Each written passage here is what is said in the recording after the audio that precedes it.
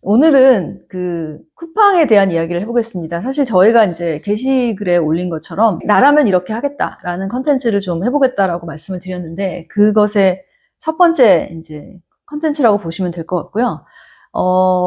조금 요즘에 완전 핫한 주제를 갖고 시작해보는 것도 좋을 것 같아서 쿠팡을 가지고 좀 얘기를 해볼까 합니다. 네. 그 쿠팡을 선택한 이유는 제가 일단 헤비 유저예요. 피해자시군요. 예, 네. 피해자죠. 네. 그래서 쿠팡에서 굉장히 많이 사고, 그 다음에 쿠팡 이츠도 배달의 민족보다 더 쓰고, 그 다음에 심지어 쿠팡 플레이도 이제 쓰고, 와우클럽 네. 회원이니까, 네. 그런 사람이기 때문에 이 개인정보 유출에 대해서 딱 마주쳤을 때, 저는 사실 그 SK텔레콤을 쓰다가 LG U+로 요번에 개인정보 이슈 때문에 갈아탄 사람이지만, 쿠팡은 쉽게 딱 해지가 안 되더라고요.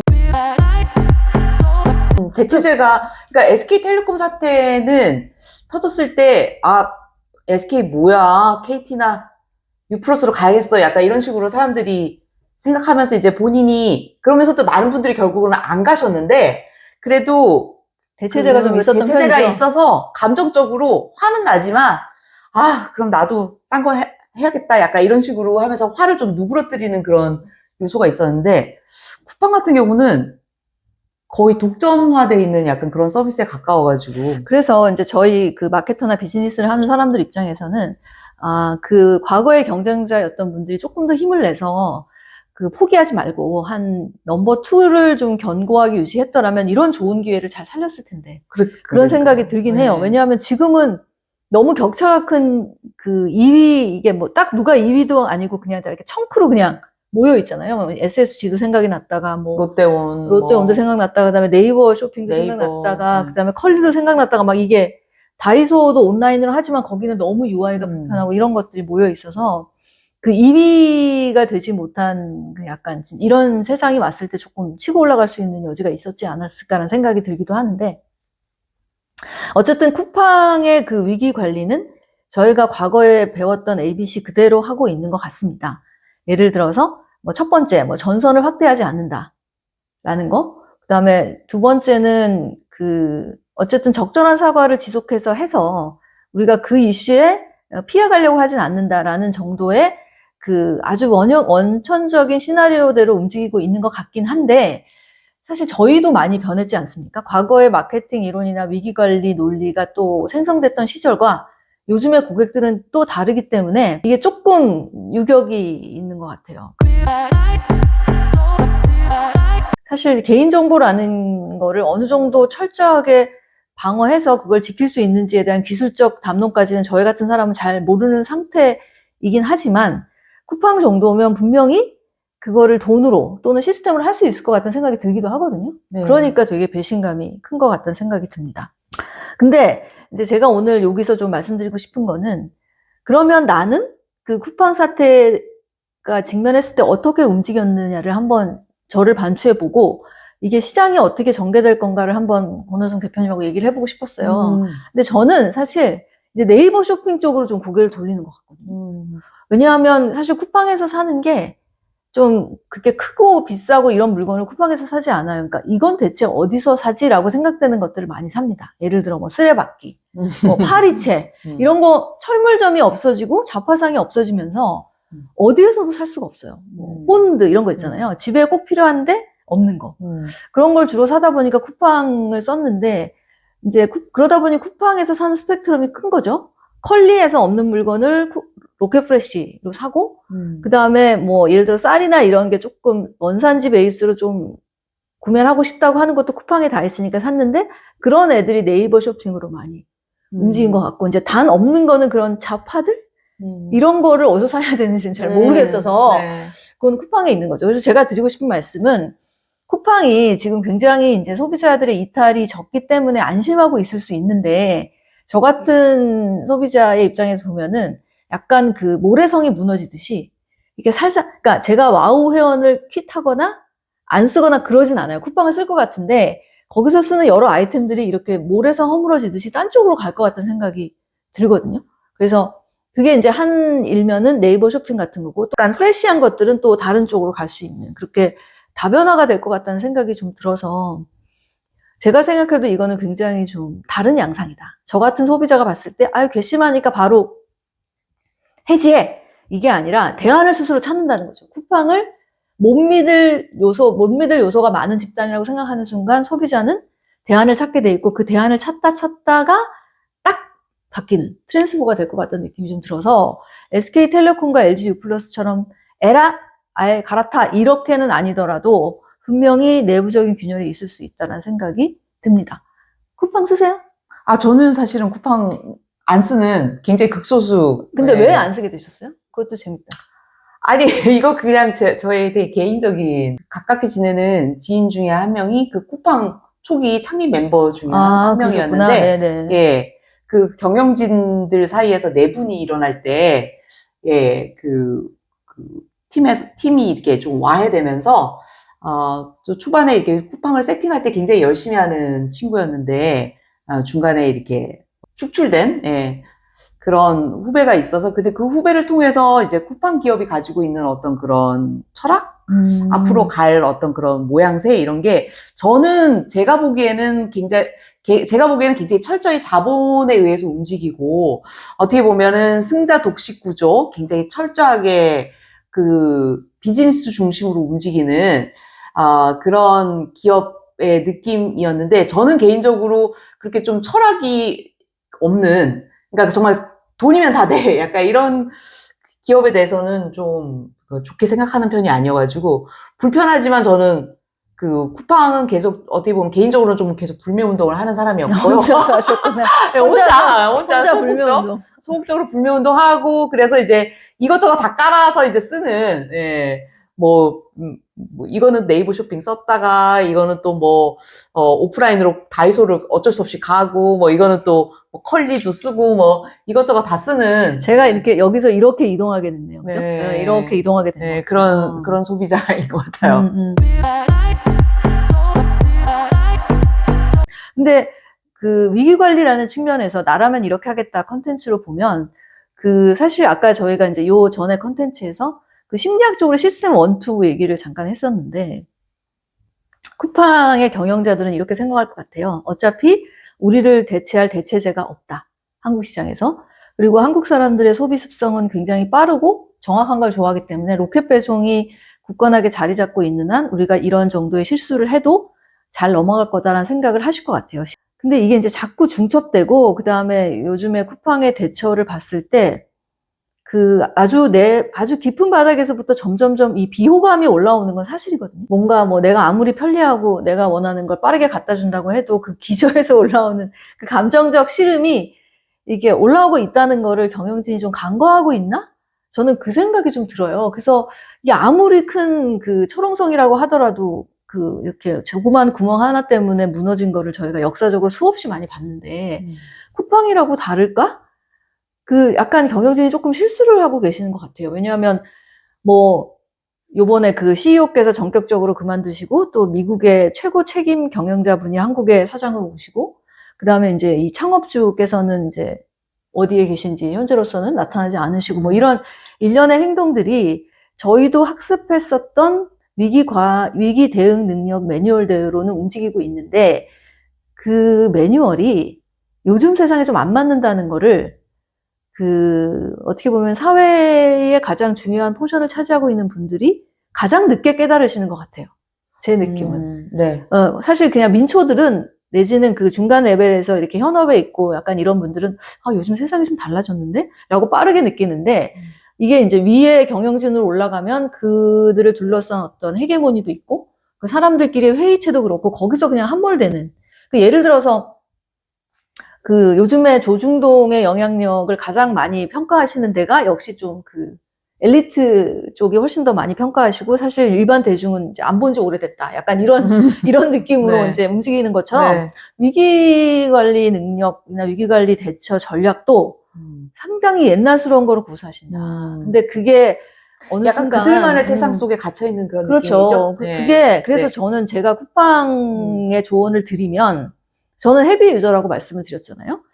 저희 같은 고객한테 이렇게 저런 기업을 내가 쓰고 있는 거가 도덕적으로 또는 약간 저의 지적 레벨에 안 맞는다라는 느낌을 계속 줄 수 있는 그 시그널은 끊어야 되는 것 같아요. 그걸 끊지 않으면 이게 뭔가 내가 내 돈 주고 뭘 사면서도 뭔가 이게 좀 뭔가 잘못한 것 같고 이런 느낌을 계속 이용당하는 것 같고. 그렇죠. 그리고 내가 뭔가 이런 걸 행동하지 않으니까 저분들은 더 저렇게 기고만장해서 할 것 같은 그러니까 내 정보 털려서 신경질 나는데 이걸 쓰면서도 저런 부도덕한 경영진을 위해서 내가 돈을 쓰고 있어야 된다는 이 두 가지의 스트레스를 계속 주고 계시는 거거든요.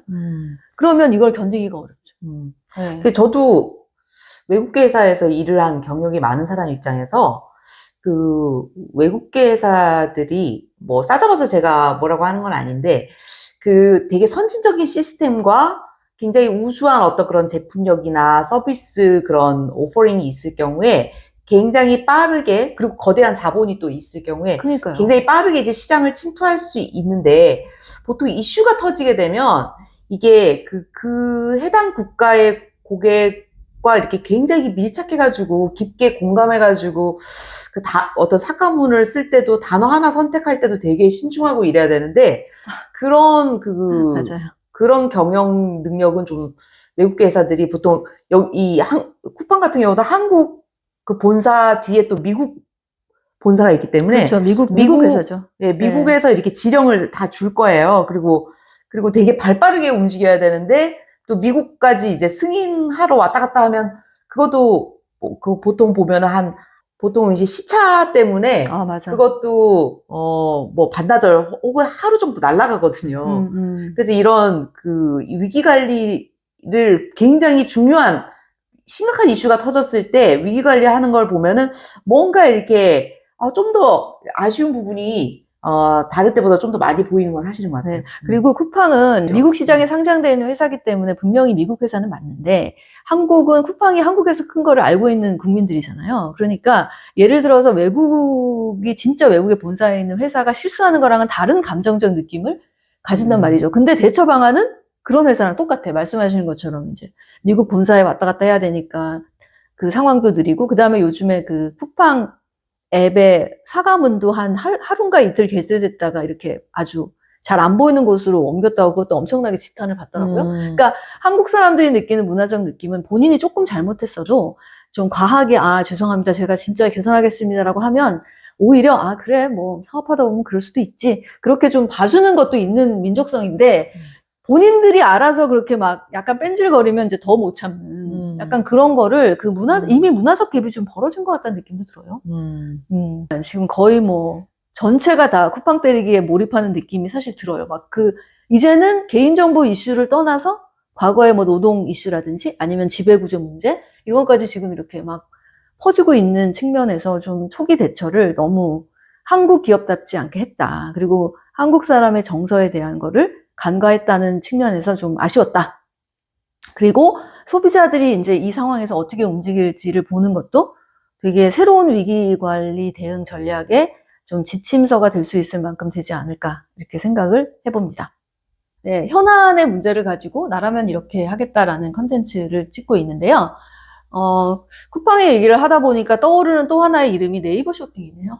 네, 네이버 쇼핑이 뭐 우리나라 지금 온라인 쇼핑 매출액 1, 2위를 다투고 있는. 네, 데이터 보면은 거의 쿠팡 아니면 네이버 둘 중에 하나 시장이죠. 네. 그래서 저희가 아까 대체제가 정확하게 없다는 말씀을 드리긴 했는데 정확히 없지만 사실은 대체 카테고리를 조금 넘나들면 네이버 쇼핑도 훌륭한 대안은 될 수 있을 것 같습니다.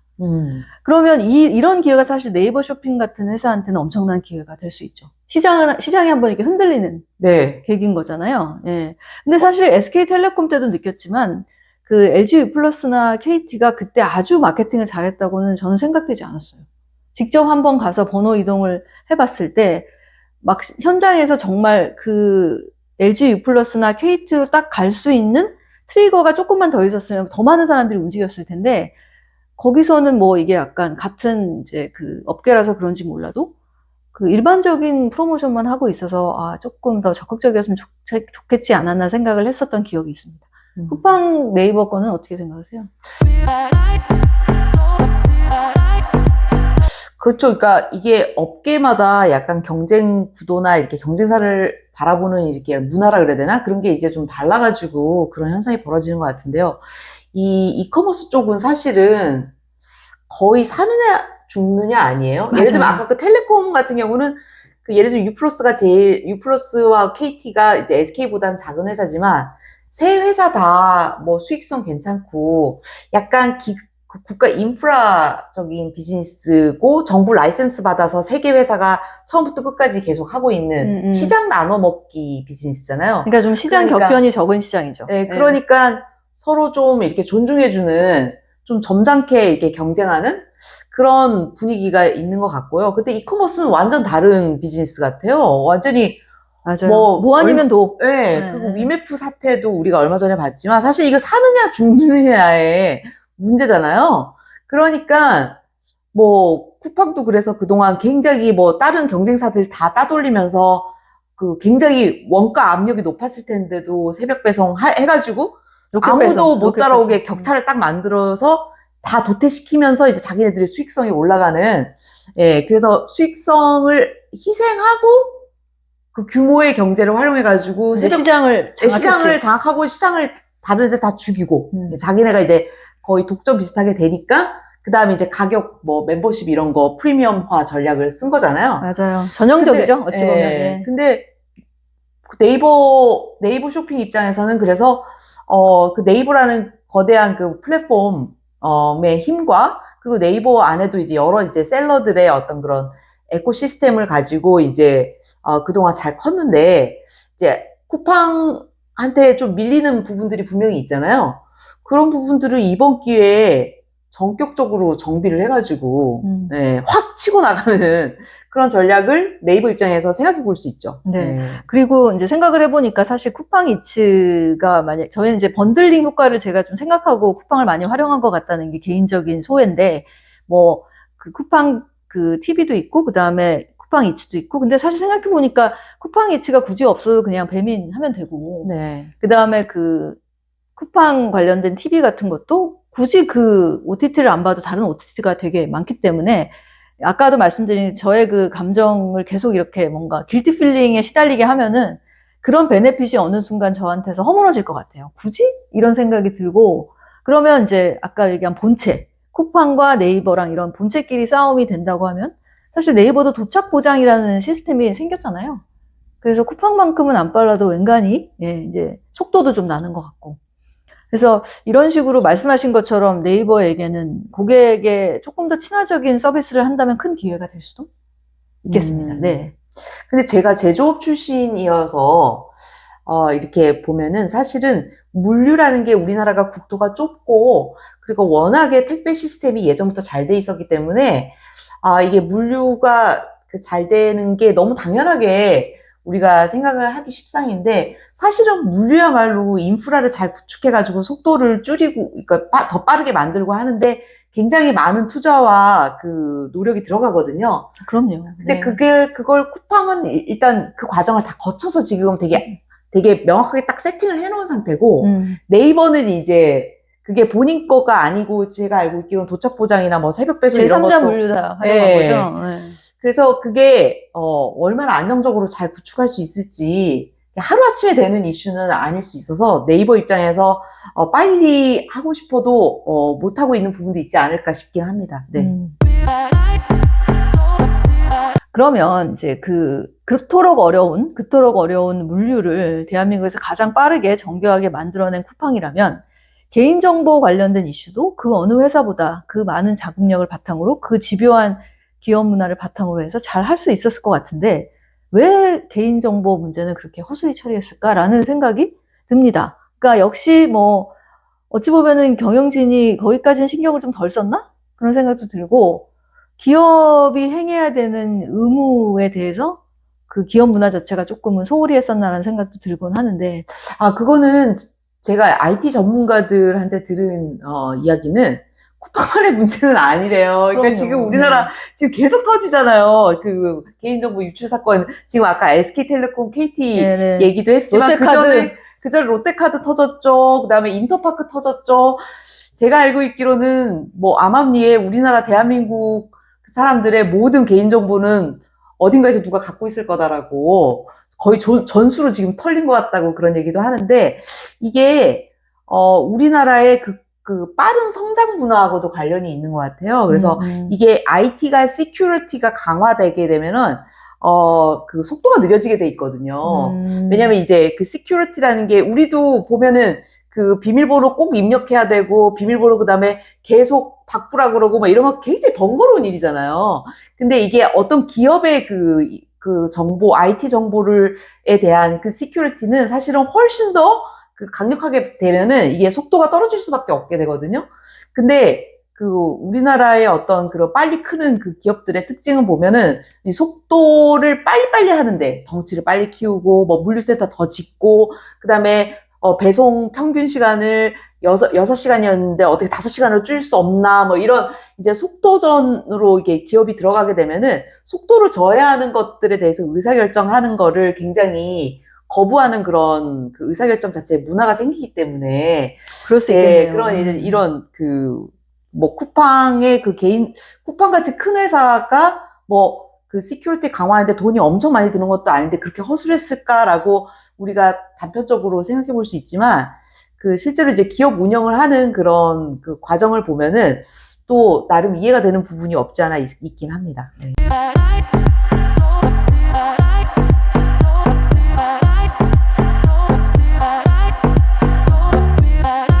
네, 그리고 지금부터는 우리가 계속 이제 그 노페이크 마케팅 채널에서도 저희가 계속 얘기하지만 그 양적 성장, 그 다음에 이제 그냥 무작정 트렌드를 쫓는 것, 그 다음에 무작정 막 빨리 가는 것, 이것만이 이제 더 이상 답이 아닌 시대로 가고 있고, 좀 더 깊이 있게 가야 되고, 품질이나 이제 퀄리티에 신경 써야 되고, 마케터도 더 깊이 있게 사고해야 되고, 그 다음에 이제 IT 같은 경우도 그냥 무작정 시스템을 팽창시키는 게 아니라, 질적으로 이제 시큐리티를 탄탄하게 가져가야 되는 그런 노력을 동시에 해야 되는 그런 단계에 접어든 것 같아요. 네. 잘 안 바뀔 것 같은데요? 네, 네. 저는 약간 처음부터 저는 불매운동자였고, 약간 그런 기업을 움직이는 어떤 그런 문화와 습성이, 큰 어떤 계기가 있지 않는 한 잘 안 바뀌기 때문에.